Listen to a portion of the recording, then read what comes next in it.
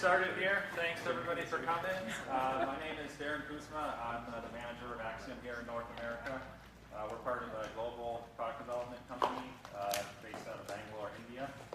The operation here in North America is focused on product and package development. We really look at ourselves as a technology and innovation company for product and package development process. So some of you in this room we do work for. Currently, a lot of it's in different pieces of the product development process, but within Axiom, we like to say that we can work all the way end to end in that process. What we do as far as industries is primarily consumer-focused industries, such as consumer packaged goods, consumer medical, and consumer electronics. And you'll find us working in a variety of different models, either as a collaboration partner, helping you to work in new and better ways. So it's kind of a collaborative innovation work process. We work as product development as a service. We work as innovation as a service. So a variety of different ways that we engage with our clients. We like to have a lot of variety. We like to work with big customers. We like to work with small customers. NewCo here is a great event. We met some great small companies through here. We're a small company as well, and finding like-minded companies is always a pleasure for us. And so, I thank you all for coming out to this NewCo presentation, and certainly your support of NewCo this year and in future years is greatly appreciated. So I hope you guys all keep being involved in that. Really, what we're going to do today, and then I'll stop talking here, is we're going to talk about one aspect of that product development process that I was mentioning, which is sort of conceptualization and visualization. So that could be in the front end, it could be as a design review, it could be further downstream, visualizing, modeling, and simulation. So how do you connect that together into a flow that uses latest technology such as virtual reality to speed up the process, to cut out extra steps? And so part of our vision, and we're going to talk in greater detail on that, is using tools like this to be able to do initial design and review and editing and all that stuff, all while you're working together collaboratively in a digital virtual space. So that's kind of what we're talking about today. We, as Axiom, do, like I said, many other things as well. I'm happy to talk about that with any of you if you want to talk after the session, but we want to kind of jump right in here, including doing some demos. So I'll get right to it. Anything else you need to cover? Logistics-wise, these glasses, please take them with you. At the end, it's a present from us. And as Maria said, we've got some 360 photos that we're going to share, as well as the video of this. So it's pretty cool to see if you haven't seen it before. I'll turn it over to Nikhil here, who's going to get us started with our presentation. Thank you, Dad. So, okay, so how are we all doing this afternoon? Good? Good? Yeah, good, amazing. So with Axiom today, we have this vision to take you into this future where we redefine reality. Now this taking you into the future, too many people talk to you about it, and what am I actually talking about now then, right? So Arthur C. Clarke, a famous fiction writer, once said, if technology advances to such a great level, then it would become totally indistinguishable between reality and magic. Isn't that what's happening today? Initially, we had computers that just came out, and then people were like, oh, let's start calculating stuff. It's way faster now. We don't have to think. Computer does the thinking for us. And then there was like, okay, let's start entertaining people. Like movies came out, games came out. Like, okay, let's start entertaining people using this 2D technology. Then they got into 3D technology. How's 3D space? They said, you know what? We have the technology, we have the vision. Let's create an environment. Let's create an environment, have these 3D glasses put on a decade ago, and say, let's have all these people sitting in a theater like an IMAX get into the environment that we have created for them. They can be a part of it. When someone like a Avatar, blue alien in Avatar running, you can be like, oh my God, he's running right next to me. So that's what 3D was all about. Like you're getting into that environment. Unfortunately, there was a flaw. What was the flaw? We couldn't interact with them. We couldn't interact. We couldn't touch the blue running alien. We couldn't pluck the flower in the Avatar movie. it was all CG, right? It was all computer graphics. They said if a human has to interact with the computer, it's only through CG. If you've seen some James Cameron movies, he had some buttons and cameras and stuff like that attached to a human running, and that was translated to another image, right? Now people say, oh, you know what, we shouldn't be doing this. We should actually have an engine, have a platform, have an environment that's created where people can actually get into it, interact with it. Physics is created in such a way that you can interact with the virtual space. That is virtual reality, right? You get into it, you can feel it, you can touch the environment, you can go ahead, you can probably pluck a flower. The same avatar is done 20 years down the lane, you can probably be running next to him. Stuff like that. So that's really cool, right? So that is now being translated into engineering. Imagine me as an engineer, a simulation guy, picks up a bottle and squeezes it. And on the left-hand side of me, there's like stress, strain, forces, and stuff like that that's coming out. Or a designer would be like, oh, you know what, let me go ahead and draw a Lamborghini. And he does it. And then it gets exported as a CAD drawing. You really don't have to take a pen and paper anymore. Like you did see one of our Axiomites drawing on a virtual reality platform. He was just looking all around and he could go figure it out, right? So that's virtual reality. And today, we are here to show you that and how the future beholds as to amaze us, okay? Now, with that note, let me call upon Dr. Virtual himself, Zach Nelson.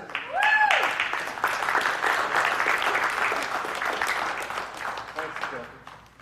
So I'm Zach, and I'm the designer here at Axiom, and Nikhil spoke a lot about kind of the future and what we're looking at with being able to kind of design and really interact with the 3D environment. But I'm going to take a step back and talk about visual communication. So this is a cave painting from, let's go, France. About 40,000 years ago, humans started drawing on cave walls to interact with each other and to communicate across time and space.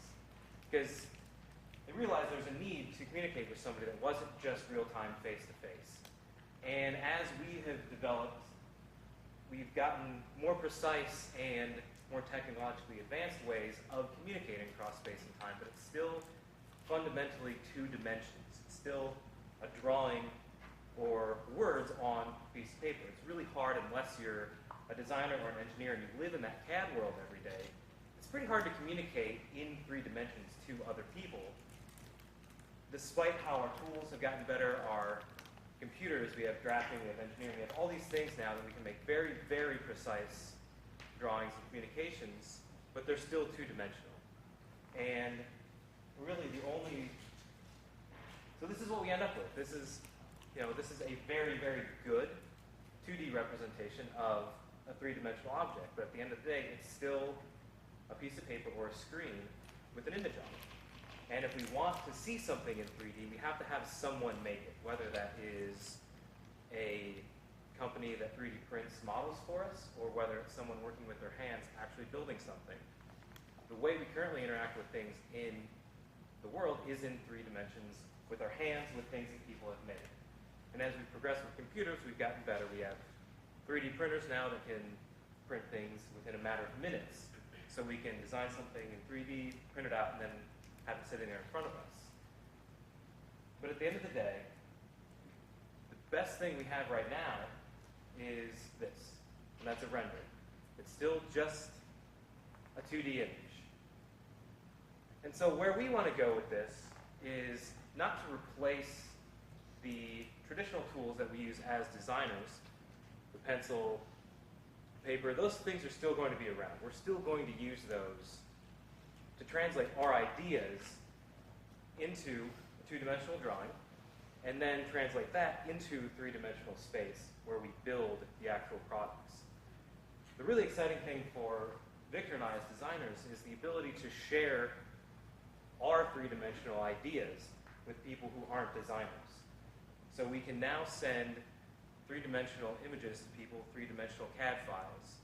We can send these things into a virtual space, and anyone can come in and interact with it. You can walk around a 3D model, you can pick it up, you can move it, you can look at it in ways that you couldn't before. So it actually feels like you're experiencing it in the real world, with the extra benefit of we don't have to make anything. It's all digital. We don't have to go out and spend $10,000 making a prototype. We can send you a file we already have, and you can interact with it. And looking even farther down the future, we're exploring different ways of interacting with those three-dimensional objects in the virtual world. And Tom's going to tell us a little bit more about that. We've been really fortunate and really enjoyed working with him in the past few months. And I know as Axiom, we're very excited about what they're doing. So we decided to bring him up here and tell you guys a little bit about it. Thank you, Zach. So, my name's Tom Buchanan. I'm one of the co-founders of Contact CI. We're a company making glove controllers for VR. So behind me there's going to be a video get going. Recently our team, along with the Axiom team, went to E3, the video game conference out in LA, and did our first big showcase of our glove controller. So why do you really need this actual hands in a glove controller for VR? So right now you'll put the headset on, you're handed a controller, whether it's an Xbox controller or essentially a Wii controller. And for a lot of people, they've never used these or they're not super familiar. So as soon as you take away being able to look at it, they're lost. You have no idea actually what you're doing. So that's why we want to bring your actual hands into VR. So you can reach out, interact with the space, just as you've done your entire life. So what brings us here today is actually last year at NewCo, our team was sitting here, just as you guys are, a couple months fresh out of college and really looking to try to get this company going. That's when our relationship with Axiom started. And over the past couple months, we've really developed this really collaborative, hands-on partnership that has led to this prototype you see here and the continued development. It's really been exciting working with them. They've taken our college mindset and really put us into this professional environment. And to talk a little bit more about VR in the product development aspect of Sphere, Victor Fulton of Axiom. Thanks, Tom. Hey guys, welcome. Welcome to Axiom. Just a show of hands, who's been in a virtual reality headset before, interacted in a space? Okay, maybe half the room. It's cool. I just want to go ahead and just before I start, go ahead and thank everybody that's been involved on the Axiom side. Last month, this space did not exist. This was just a kind of, we had test fixtures set up over here, and it was kind of a mess. So in the last month, we've been able to transform it into this kind of VR space, taking our HTC Vive system that uses room sensing technology and actually creating a room. It's covered, so there's no, any of the light coming in doesn't affect any of the sensors or anything like that. So big round of applause for the guys and girls that have been involved in the development. Let's back up a little bit to like what Tom was talking about. NewCo last year, we were talking about rapid product development. And in our minds at the time, we were really, really set on this whole workflow process of, we're going to digital sketch, we're going to take things into CAD as soon as we can and really start developing shapes so we can either render them really nice or prototype. And that's still our main workflow. Now, with the level of consumer unit VR systems that are available, we're actually, the byproduct of our process is taking them into virtual environments and being able to apply materials that look more realistic. And then it goes back to the interaction that Zach mentioned on. And so since we are a small company, we rely on partnerships and collaboration a lot. Because we can't, a lot of times we're limited based on projects to even build spaces for this stuff. So we were fortunate enough to work with ESCO, who happens, Samantha's here from ESCO today. So working with ESCO, we've been able to take some of their enterprise level tools and work with their R&D team to really, take their tools to the next level as well as take our process to the next level. So Zach right now is actually walking around a 3D store environment. And you can see right now he's pulling out a shape. He's going to take a look at it here. But really there's a whole workflow around creation, artwork management, materials, and then creating real store environments based on planogram data. So we're really excited about this technology. And based on today getting set up, we're actually hoping to demo the Oculus Rift plugin with the store visualizer, which, as I know of, we're the only people in the world right now that has version 16 release with planogram capabilities as well as the Oculus Rift plugin. So you guys can see the power of this. I mean, it's pretty crazy. And if you think about the CPG community, being able to do some sort of consumer level testing between wearable technology, Oculus, HTC Vive technology in a platform like this, I think is amazing. So to finish this up, really setting our path forward back to what Nikhil was talking about, and that's that platform that's able to take our design process, our engineering process, our M&S process, our testing process that we're all really familiar with here at Axiom, into a global kind of cloud-based program where VR is the experience, right? So if we're able to take a design into VR where you have materials, color, you're able to select PMS colors, you're able to do label artwork, and you can toggle between those different layers to see the interaction between your whole product development process. So that's kind of our vision for the future. I think we're going to try to set up a couple demos for you guys. Yeah. Any questions? Comments?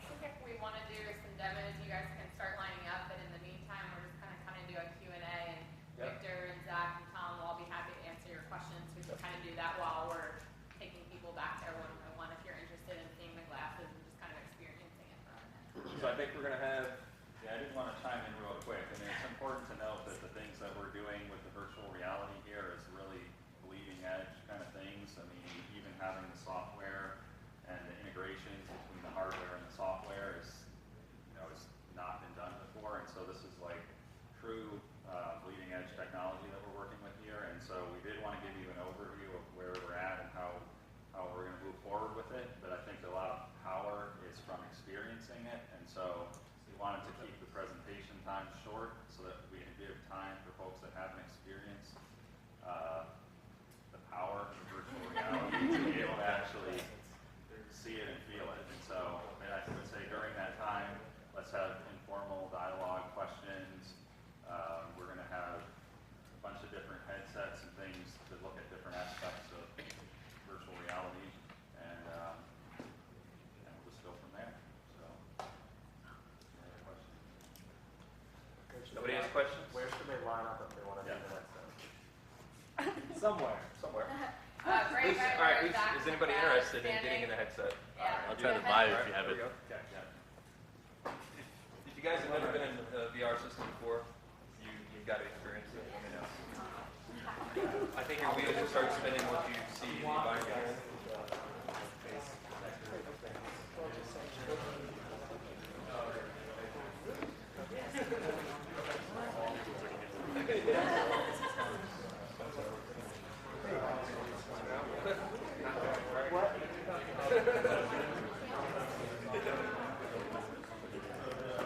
Yeah, I mean, it's been